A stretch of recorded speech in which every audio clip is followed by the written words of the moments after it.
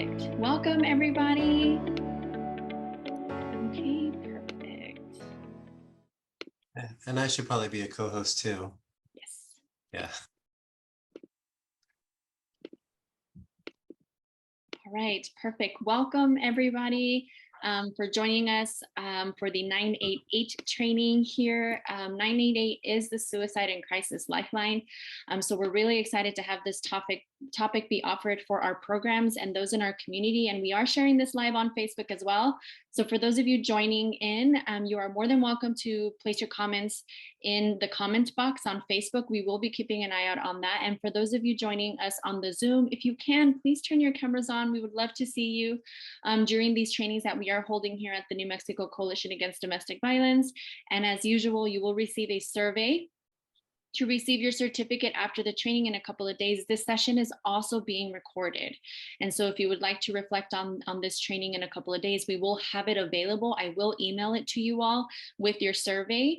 So you all can have that recording, and you can always check out our YouTube channel. Our YouTube has all the recordings that we have for our for here at the New Mexico Coalition at Domestic Violence. So you are more than welcome to check our YouTube channel to see all the trainings that we have in past. And with that being said, I'm going to now turn it over to our facilitator for this morning, Brian Cerna from Cerna Solutions. Brian is somebody that we work closely with here at the New Mexico Coalition Against Domestic Violence. He does motivational interviewing for our new core advocates and a lot of other trainings as well. And so thank you, Brian, so much for being here with us to do this 988 training and educating us on this crisis line. Great. Thank you so much, Teresa. I'm glad to be here. So this talk is only designed to last an hour. The material that I have lasts about 45 to 50 minutes.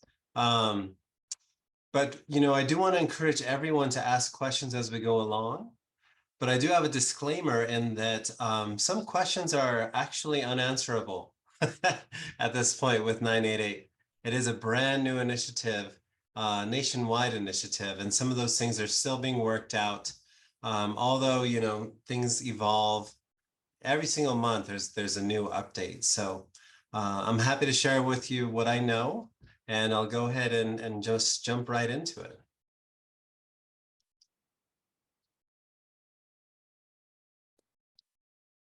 Okay. So 988 is the Behavioral Health Crisis Lifeline. And that's what we're going to be focusing on. But before we do, I do want to do a brief land acknowledgement.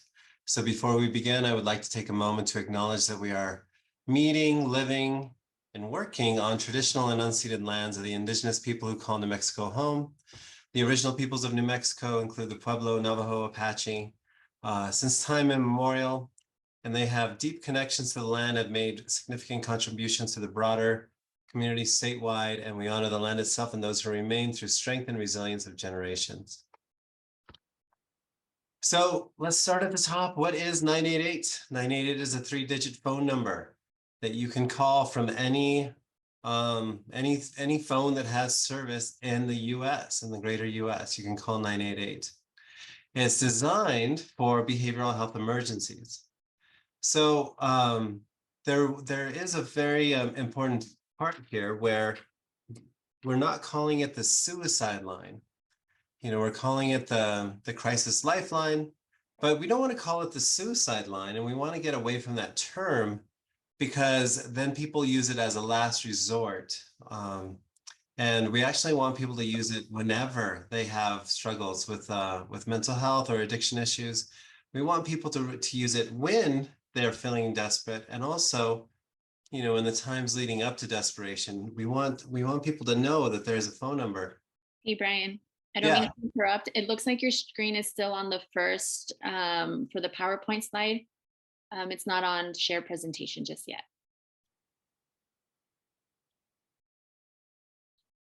Did that do anything? No. No, I still see all your slides on the left. I got it.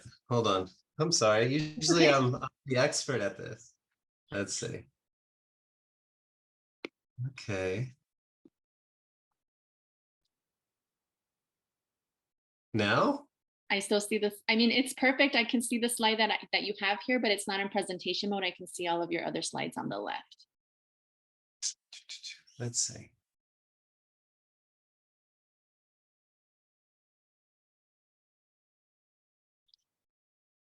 There you go. Perfect. All right. Okay, where was I? Okay, so 988 went live on July 16th, 2022. That means it's live right now, which means that even during this presentation, you can text or call 988 and somebody should respond. And let me just arrange things on my screen a little better. There we go. So what is a behavioral health crisis? So behavioral health is a larger term that includes mental health issues and substance use issues or addiction issues, right?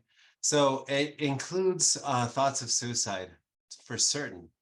It also includes thoughts of harming yourself, thoughts of just feeling depressed or really anxious and you can't really unravel the reason and you're not sure what to do, right? And so for some people, that means instead of reaching for alcohol to calm them down, maybe they can call 988, right?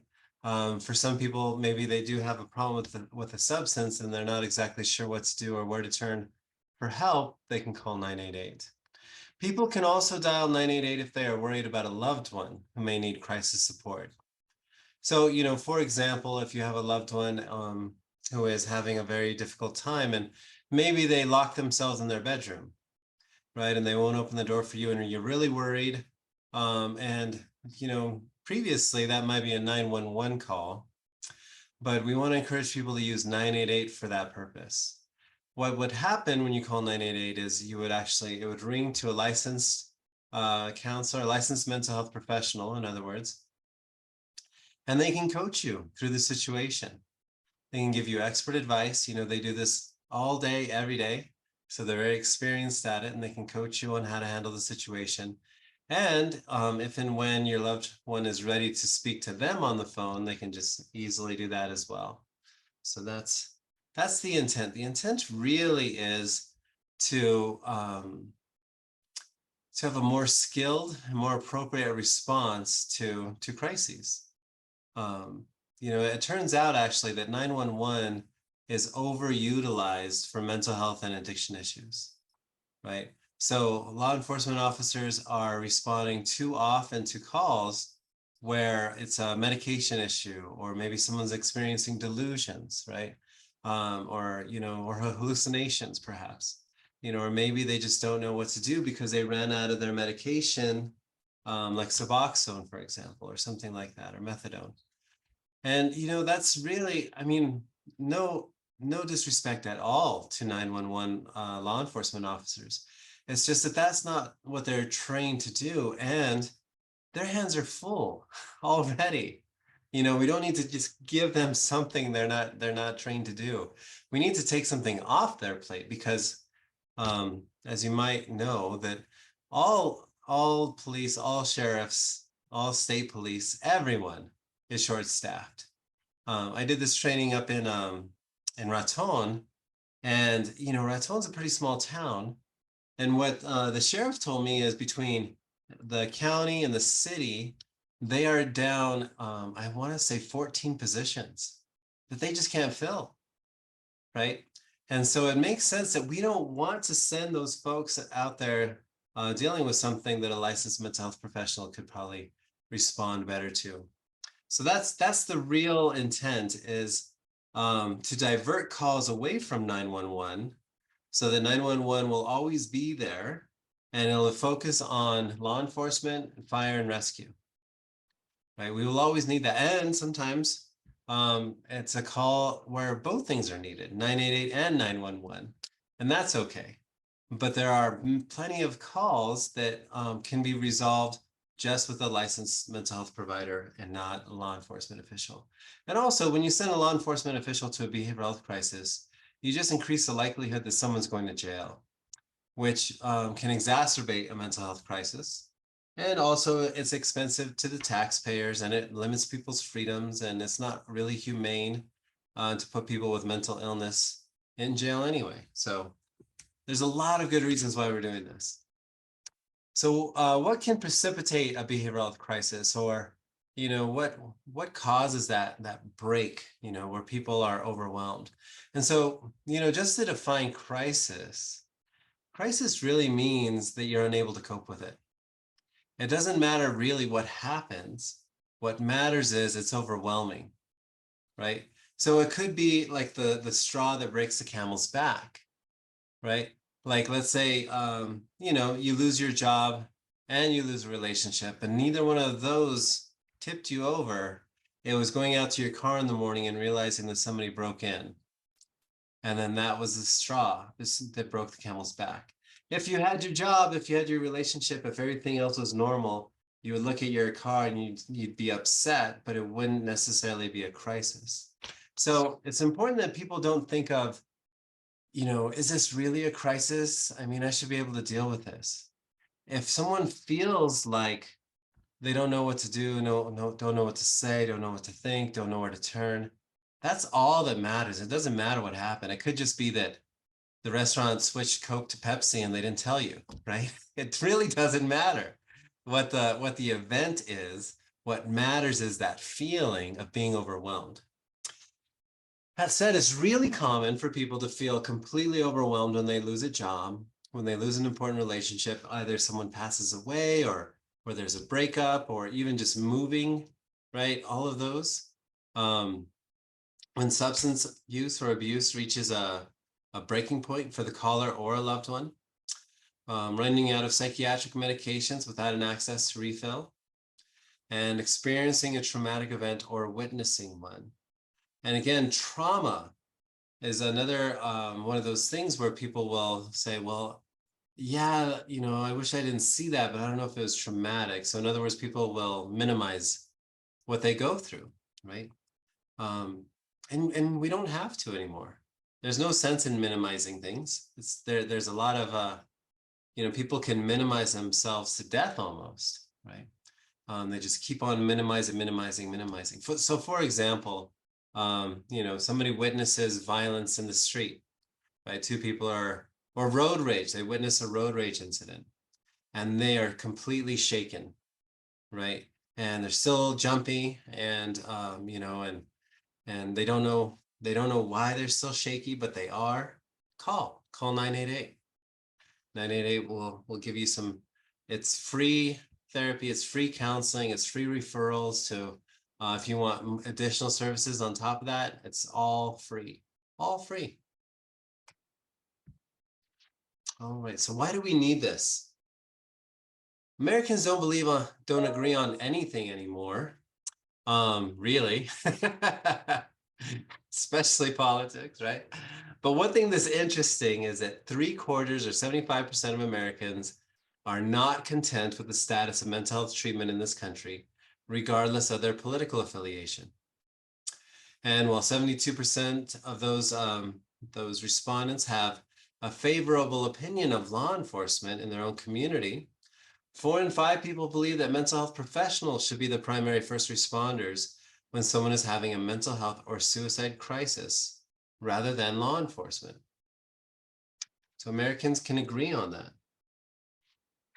It's also just more effective, right? Americans do not believe that those having a mental health crisis should be taken to jail or into police custody for help, which happens frequently in many communities.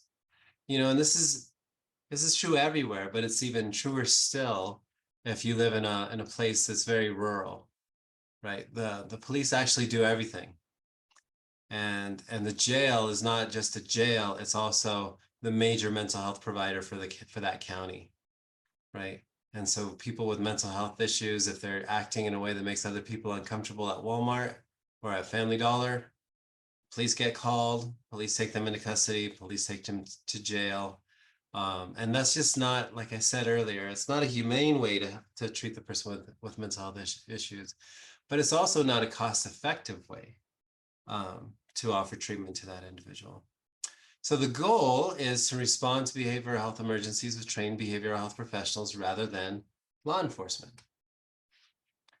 It's more fiscally responsible, so it means it's just a better use of money to do it this way.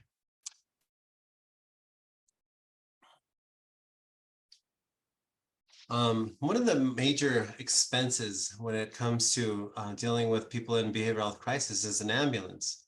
So ambulances, by the way, are wildly expensive if you don't know. And that's even within your own town. You know, it's a couple $1,000 to go in an ambulance from one side of town to the other. And then it's many more thousands to take them from Deming to Las Cruces, right? Or Silver City to Deming, or, you know, Espanola to Santa Fe, right? Or Santa Fe to Albuquerque. All of those things, if someone is getting transferred to hospital, they can't drive themselves. They can't have a family member drive them. If they're getting transferred hospital to hospital, it has to be in an ambulance. And a lot of these folks don't have insurance, right? Um, and so it's just not a good use of taxpayer dollars. Even if they had insurance, let's say they had Medicaid, it's not a good use of Medicaid dollars, right? To spend 12 grand on a hospital ride, right? From Taos to Albuquerque. That just doesn't make a lot of sense. It would make a lot more sense if we had services in place that would be able to respond more effectively. And in the least restrictive way. That's where the humaneness comes in too, right?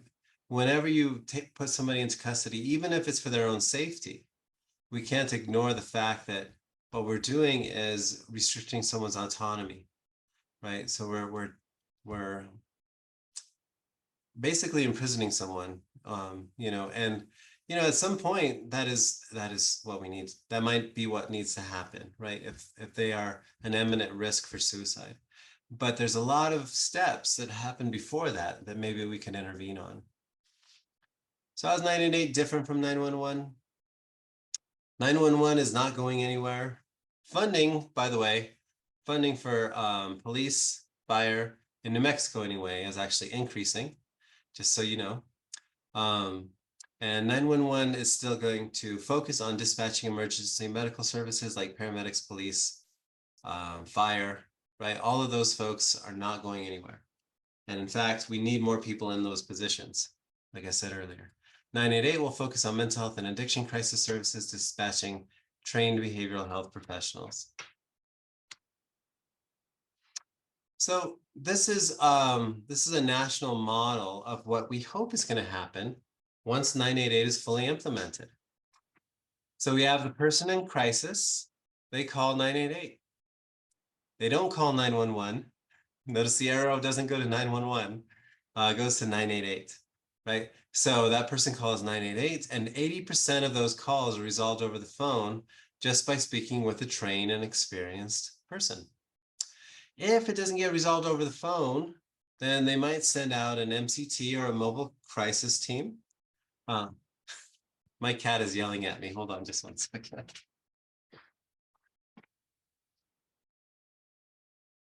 And then, okay. Sorry, he just gets louder and louder if I ignore him. So then they send out a mobile crisis team. And when the crisis team goes out, 70% of those issues are resolved right then and there. They don't even have to take them anywhere, right? They just show up, they hang out with them, they use all their counseling skills and de-escalation techniques, problem solve with them, all of it. And they just do that in the field, behind allsops or wherever they need to go. And then if that doesn't work, then they can transport them not to jail or the hospital, but to a crisis triage center or a crisis facility. In New Mexico, we're calling them CTCs, crisis triage centers. And they can hang out there as long as they need to, more or less, although many of those aren't open overnight. So they just figure out someplace to put someone overnight if they need to. But somebody can hang out there for hours and hours and hours and hours until they have calmed down. And usually people do calm down once they're in a safe environment and they're feeling listened to and validated, and people are working on their behalf. A lot of that crisis will calm down. It will be de-escalated. And then from there is post-crisis wraparound, where it's not like somebody experiences a crisis and then they're ignored until the next crisis. Attached to the mobile crisis teams and the crisis facilities, there are people that will go out and actually meet with that person and do some wraparound services and just say, how are you doing? you know, what can we do for you today? And just make sure that they're linked into services with other providers. Okay. So just a question that comes up, a frequently asked question that I'll go ahead and answer. Can 911 send calls to 988, and can 988 send calls to 911? The answer right now is no, not really. There's not the technology yet to do that. Although I was in a meeting yesterday and I was informed that the technology is ready. You know, it came out of the oven, I think. So it's ready, but nobody knows how to use it yet. And 911 operators, a lot of them don't know anything about 988. As a matter of fact, at the end of this training, you're going to know more about 988 than your 911 operator. And 911 operators are understaffed, by the way. So that's also an issue. And so there will be technology just in a few years and training that will allow a 911 operator to transfer a call directly over to 988. It just doesn't exist quite yet. So when someone calls 911 instead of 988, they get law enforcement and or fire. They don't get counselors usually. Unless, you know, there are some communities, Santa Fe is one of them, Albuquerque is another one, that have these things called alternative response units that include law enforcement and a social worker or a certified peer support worker. They go out, but those are the exceptions and not the rule. Usually if someone calls 911, expect to see people in uniform, and that's how it is, at least for probably another 2 years or so. Now, can someone call 988 and it gets kicked over to 911?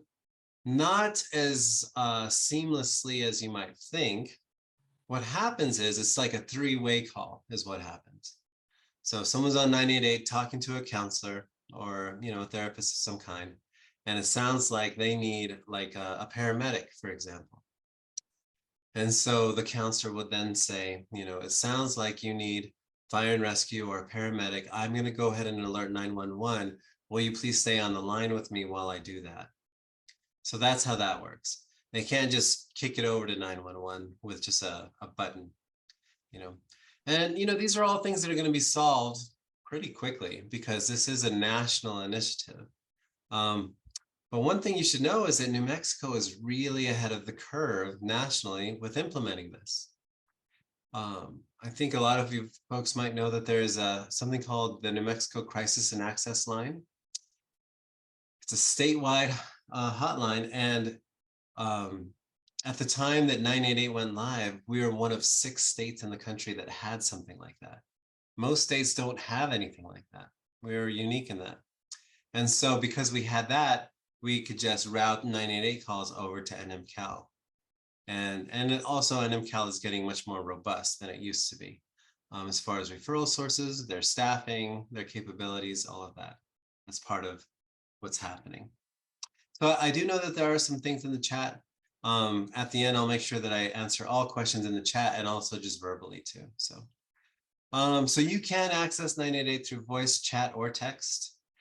Not all of the calls will go to New Mexico Crisis and Access Line, about 80%. And that's because when you call the number, you get 2 options. Press 1 if you're a veteran and would like to speak to a veteran on the Veterans Crisis Line. And press 2 if you would like to speak to someone in Spanish. And obviously that's in Spanish. And so Spanish calls go to one of 3 nationwide Spanish-speaking crisis call centers. It would make sense if one of those was in New Mexico because we have such a large Spanish-speaking population. But it turns out that New Mexico Crisis and Access Line, just historically, they haven't been able to find enough Spanish-speaking licensed people to staff a 24-hour, 7 days a week crisis line. They could do it for a few hours a day, but then that becomes pointless, right? Because you can't predict crisis. So they've just kind of bowed out of that, and they've let, you know, there's these other 3 nationwide Spanish-speaking crisis call centers.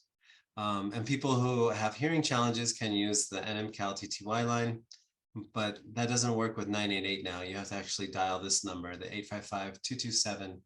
855-227-5485. Also, There is a partnership with Language Line Solutions, and they can provide translation services in over 250 languages above and beyond English and Spanish. All right. So what happens when you call? So when you dial, you do get that automated thing that says press 1 or press 2, or just hold on the line to speak to a trained crisis counselor, right? And then the crisis counselor answers. And one of the first things I'll ask you is, who am I speaking with? You can give them your name or not. You can remain anonymous through the whole thing. And they might also, well, they will ask you, what is a good callback number in case we get disconnected? And if you feel comfortable, would you share your location in case we do need to alert 911 because of an emergency? Now the caller can say, nope, I'm not giving you anything. And then the crisis counselor just says, that's fine. What's going on? How can I help you? Right. But the crisis counselor does try to get as much information as they can, just in case they need to call 911. So, but again, someone can remain completely anonymous and access the service. When you text, you should get a text right back. This is really important for young people, by the way. People under the age of, I forget what it was, I think it was 28, are much more likely to text a crisis line than call a crisis line. And so this is a very important service for anybody that would like to use it, really. And this is also completely anonymous. Chat. So chat is typically done through a computer. It's like when you are trying to get customer service maybe for something like Zoom. Please hold for the next person who can chat with you, right? And so you send a chat, and then the 3 dots will appear, and I'll say a counselor will be with you in 3 minutes or something like that, and then it's all done through a keyboard. Now, who would utilize this? Basically, people who work on computers would utilize this. The benefit to this is nobody hears your conversation, and it doesn't look like you're on your phone, right? So somebody could be going through a crisis. Your coworker could be going through a crisis, right? They get a call from home that maybe a parent is very ill or in the hospital, right? And they don't want to disrupt everything, and they can't handle a lot of attention on themselves right now. They could do this, and it's very unobtrusive, and they can get support again from a licensed provider just at their fingertips. So more about privacy. What about geolocation? So geolocation is the thing that allows police to locate you. Like if you call 911 and you don't speak because for whatever reason you're having a major medical event and you can't speak, they will still dispatch people to your exact location. And that is called geolocation. So 988 does not have geolocation. 988 isn't interested in adding geolocation. But the bad thing about, let me see. Yeah. The other thing about this is that's an issue is that because it doesn't use geolocation, it can't tell where you are when you call. And so, I have a son who is going to college in New York City. So if he dials 988, it's going to ring all the way back over here at NMCal. Even though he's surrounded by resources in New York City, he's going to go to Albuquerque. His call's going to go to Albuquerque based on his area code. So there might be some of you that have area codes. Maybe you moved here from somewhere else. And, these days with cell phones, there's not a whole lot of point of changing your area code. So most people don't. And so that is an issue. So what that means is somebody could be here in Albuquerque and they have a Texas phone number, a Colorado phone number, or wherever, right? When they call, it routes it probably to a national hotline because most states don't have their own statewide hotline. And those national hotlines in the other states, they not only can they not transfer the call to NMCal, all they're left with is just a Google search of what's available from where the caller says they are, right? So it's really that is an issue that needs to get resolved. And my hunch is that they're gonna figure out a way to tell where someone is on a large scale, but not their exact location, so that it gets routed to the nearest 988 call center. Once there's enough call centers to do that. But like right now, if you're traveling and you call 911, it automatically routes you to the nearest 911 operator, right? That's not an issue. I mean, you can be in Alaska and call 911. It's not going to ring in New Mexico. It'll ring in Alaska. And that's what we need. But 988 isn't interested in knowing people's exact locations because there's a lot of fear out there that people will get deported, people will get arrested on outstanding warrants, right? People will get their kids taken away. There's reasons for a lot of that fear. All right. So another thing that'll happen, so I've said most of the stuff that's on the slide anyway. But one of the other things that are happening are they will ask for demographics like age and race and ethnicity and that sort of thing, because they do want to make sure that they're identifying any gaps. Like, for example, this has been out since July 16th. They're looking at the data to see if elders are using this, people over the age of 65. They're looking at the data to see if young people are using this. They're looking at the data to see who's using it so that they can target outreach in the future to make sure that everybody knows about this and that everybody eventually starts using it. So who's paying for it all? It's the feds mostly, right? So in the president's budget that he signed for fiscal year 2022, which, by the way, if you're listening to the news, they need to re-sign a new budget by the end of the month. So I'm sure that there's going to be even more funding to help with 988 implementation. State of New Mexico got some money for that through, I know that it's on Senator Martin Heinrich's website. You can see how much we got to help with that.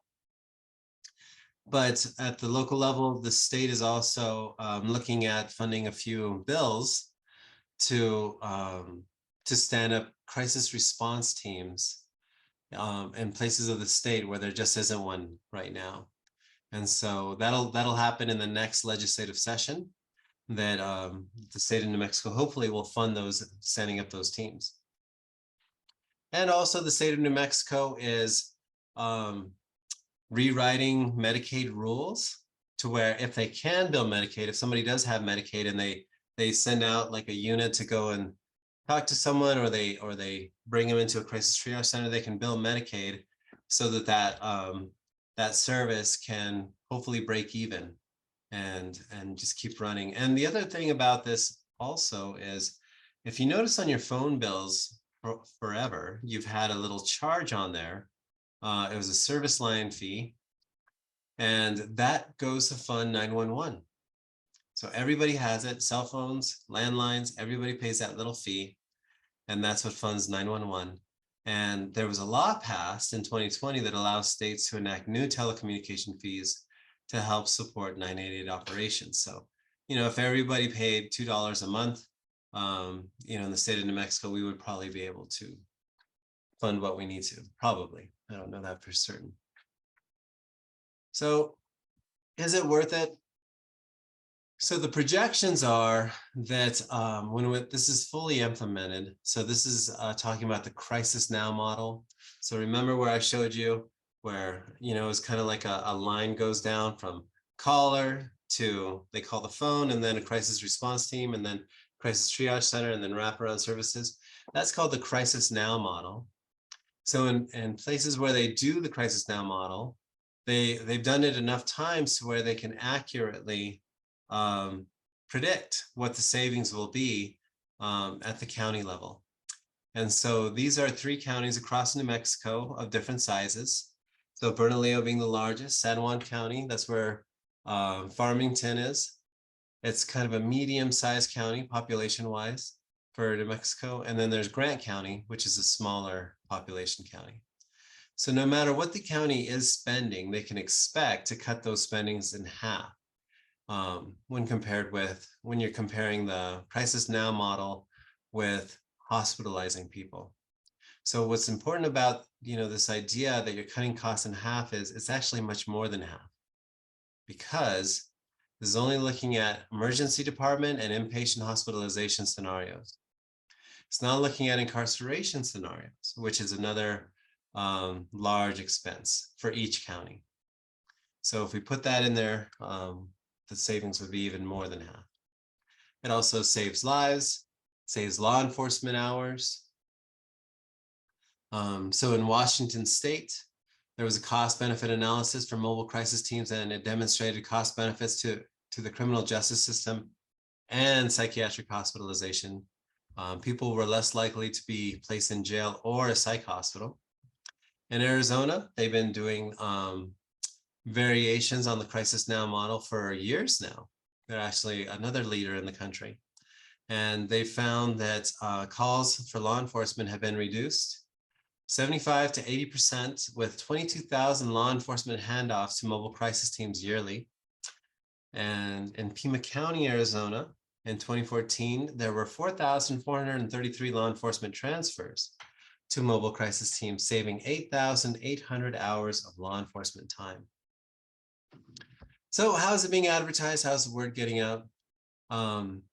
You're going to see more and more of this as things come together, especially I think with the new federal budget that's going to be passed. You'll see it on a national level, maybe even like a commercial during the Super Bowl this year. I wouldn't be surprised at all if that'll be a high profile thing that's done in February. And you might notice billboards already up around town. There's definitely one on I-25 between Santa Fe and Albuquerque. There's also one in Albuquerque that I saw. I saw one going out to Farmington. So you might see these billboards.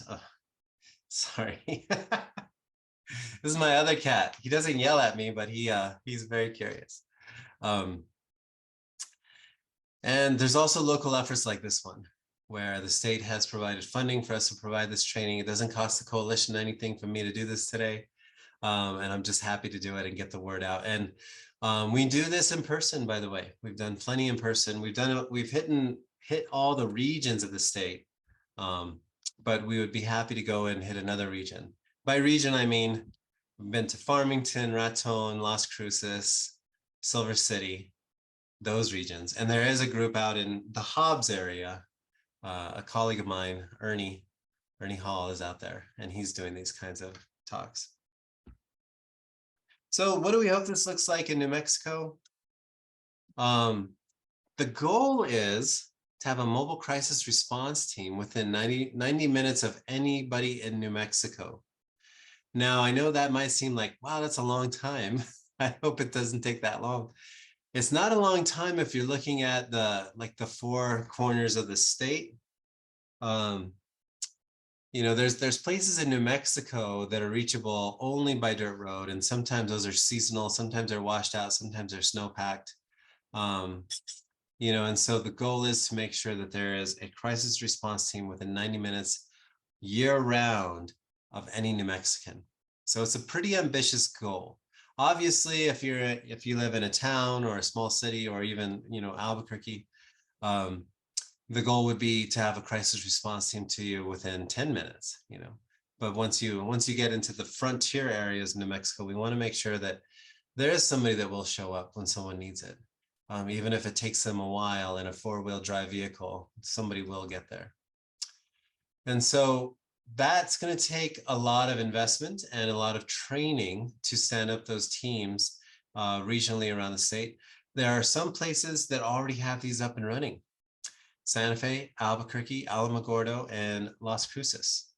Also, the Jicarilla Apache tribe has their own version of this. And so, for some of those areas where everybody in the community is a tribal member in a tribal community. There will be there's already planning on how to do that in a tribal community in a way that respects sovereignty and all of those issues. And so that's the goal. And realistically, we'll be very close to that goal, I imagine, in 2 more years.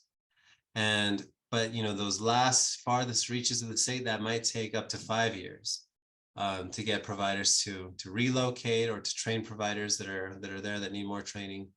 There's a lot of things that need to happen to really push this out to the fringes geographically. But as far as most New Mexicans having a mobile crisis team response, I believe that's going to happen within 2 years.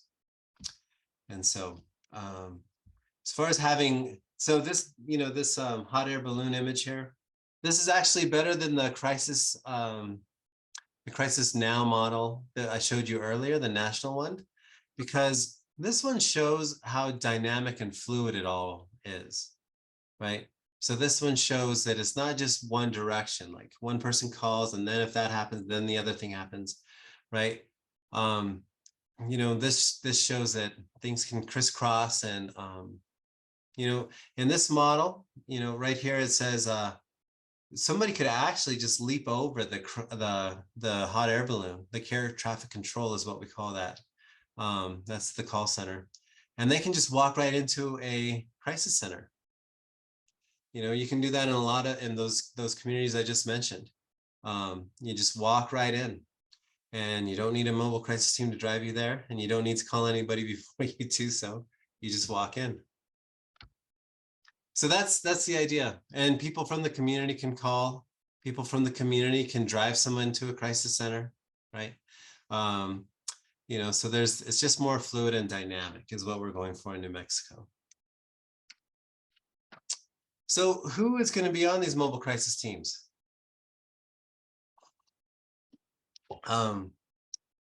Ideally, there'll be at least a 2-person team. It should never be a 1-person team. That's not really a team anyway, 1 person. It always has to be at least 2 people, maybe 3 sometimes. And that'll be a licensed clinician and a peer support worker. That's the most common scenario. They might add somebody with some nursing skills or paramedic skills. But the idea is that 988 is not going to dispatch law enforcement officers. That's not the model. That's not what the state is going for. They don't want uniformed people responding because of the problems that can sometimes ensue from that. And, and it gets back to the fear and the trust around, are they going to take me away? Are they going to take my kids away? Are they going to take my boyfriend who doesn't have legal papers? All of these things. It's not an issue with 988 because they're not going to send a law enforcement person there. So that's the idea. A licensed clinical social worker or a clinical counselor and a peer support worker. That's the ideal team. And they are going to be dispatched by the 988 call center. That isn't up and running yet. That's going to take at least a year, I feel, for that to start to happen. It does happen actually in some communities. In Doña Ana County, I believe it does happen. In Albuquerque, I think it happens. But I think those are the only ones where 988 can dispatch it. In other communities, it's 911 that dispatches the mobile crisis teams. That'll shift as things develop. Crisis centers, there are 2 types. One is an outpatient 23-hour model. So all that means is it's not open all the time. It doesn't literally mean it's open 23 hours. It just means it's not 24/7. And then there's a 14-day residential model. Those ones are usually attached to a hospital and or a detox center. Those ones are great because a lot of people that are in a crisis need detox. And they can just go into the crisis center, hang out, get medically cleared for detox, and then they go right into the detox center. That is the gold standard, definitely. But with this gold standard talk, by the way, not everybody can get that because you just don't have the population to run it, right? You need a certain threshold of population. I believe it's like you need basically 250,000 to have a crisis triage center. Just so that you would eventually have enough people using it to where it would justify its existence. In some places where they don't have that population, but they do have a hospital, like a small regional hospital. Taos is a good example of that. Silver City has a small regional hospital. What the idea there is that they will just enter into an agreement with a local behavioral health provider who will dispatch a behavioral health clinician who will get there within 30 minutes, 24 hours a day, 7 days a week. There's also this other model, a crisis receiving model. I heard it yesterday called the Dandelion model. Like a dandelion comes up in the grass only when it's supposed to, and then it's gone.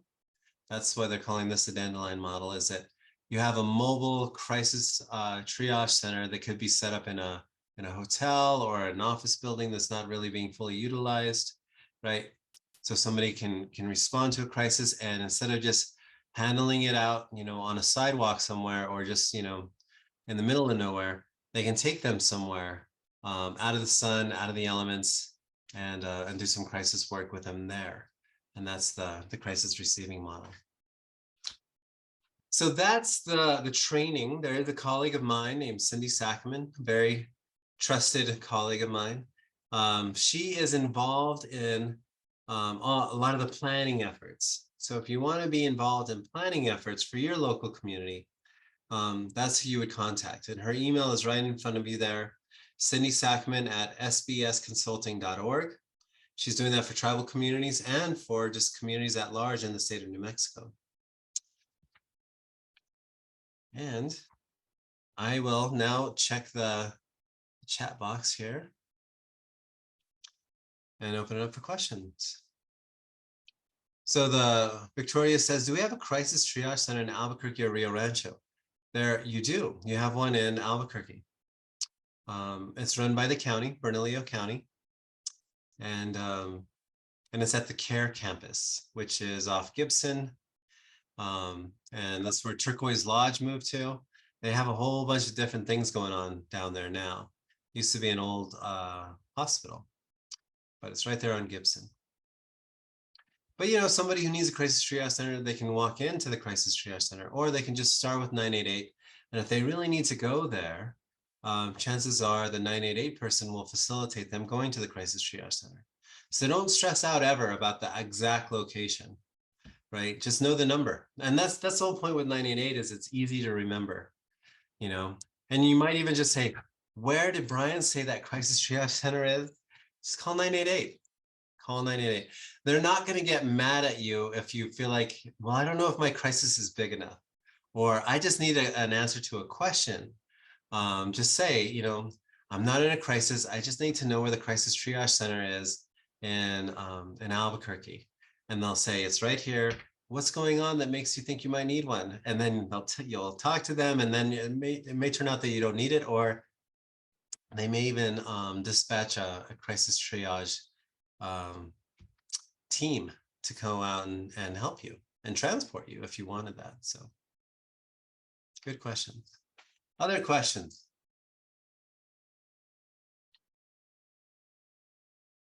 I